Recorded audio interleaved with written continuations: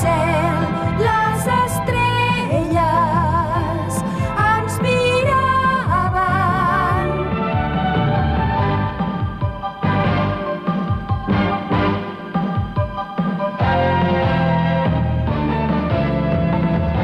Simplement la nostra amistat era molt gran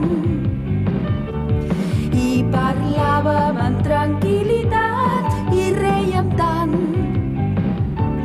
Però de sobte vaig